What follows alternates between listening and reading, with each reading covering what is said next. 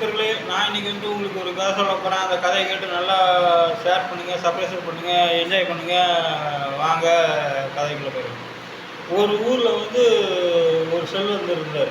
அந்த செல்வர்கிட்ட முல்லா வந்தார்.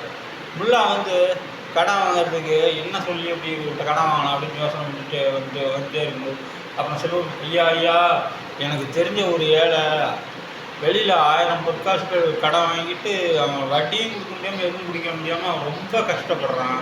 அவனுக்கு எப்படியாவது நீங்கள் கொடுத்து உதவணுன்றது.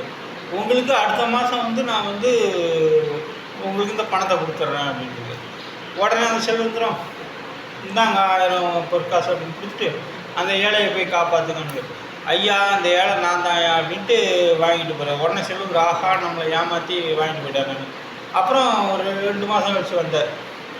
அந்த பணத்தை கொடுத்துட்டு திருப்பி போயிட்டு அப்புறம் ஒரு 2 மாதம் கழிச்சு திருப்பி ஐயா, இந்த மாதிரி இதே மாதிரி தான் ஐயா, ஒரு ஏழை கடன் வாங்கிட்டு ரொம்ப கஷ்டப்படுறேன் ஐயா. உடனே அந்த செல்வந்தர் கேட்டாரான், ஆமாம், நீ தான் அந்த ஏழை, நீ தான் கடன் வாங்கிட்டு கொடுக்க முடியாமல் கஷ்டப்பட்டு என்கிட்ட இப்போ காசு கேட்க வந்துருக்க. ஆனால் நான் இந்த வாட்டி ஏமாற மாட்டேன்னுட்டு, ஐயா நீங்கள் இப்படி சொல்லுவீங்கன்னு தெரிஞ்சதாயா அந்த வெளியில் அந்த ஏழையை கூப்பிட்டு வந்துருங்க அப்படின்ட்டு வெளியில் கூப்பிட்டு போய் அந்த ஏழையை காட்டுவார்.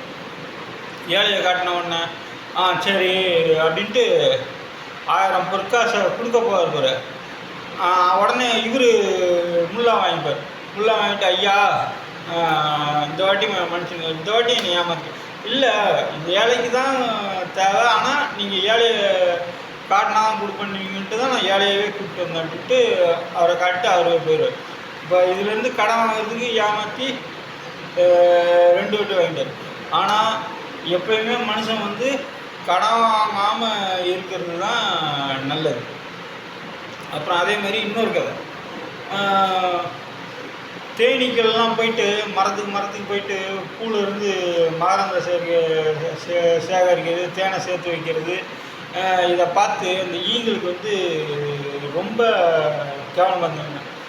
ஏன் இவ்வளோ கஷ்டப்பட்டு இது பண்ணிகிட்டு இருக்க. அங்கங்கே ஒரு வீட்டுக்கு போனோன்னா அங்கே தேன் பாட்டில் இருக்க போது அதை எடுத்து ஜாலியாக குடிக்கிறத விட்டுட்டு இவனுங்க பாரு போய் பூக்கு தேன் எடுத்து சேர்த்து வச்சுக்கிட்டு இருக்காங்க அப்படின்னு. உடனே ஒரு நாள் அதே மாதிரி ஈங்கெல்லாம் போய் பார்த்து தேன் பாட்டில் எப்படி கீழே உடையிற மாதிரி இருக்குது. அந்த தேன் பாட்டில் நம்ம உடஞ்ச உடனே நம்ம எடுத்து குடிச்சலாம் ஈங்கெல்லாம் வெயிட் பண்ணிட்டு இருக்கு. அதே மாதிரி அந்த தேன் பாட்டிலும் கீழே விழுந்து உடஞ்சிருச்சு. உடஞ்ச உடனே இந்த ஈங்க போய் அந்த தேனை குடிச்சது பாருங்கள். குடிச்சிட்டு கிளம்பும்போது அது ரெக்கை அந்த தேனிலே ஒட்டி அப்படியே உயிரை விட்டுச்சு. இந்த கதையிலேருந்து என்ன தெரியுது, எப்பயுமே உழைக்காமல் எந்த இது கிடைச்சாலும் அது நம்மளுக்கு ஆபத்து தான். அதுதான் இந்த கதையோட அர்த்தம். நன்றி, வணக்கம்.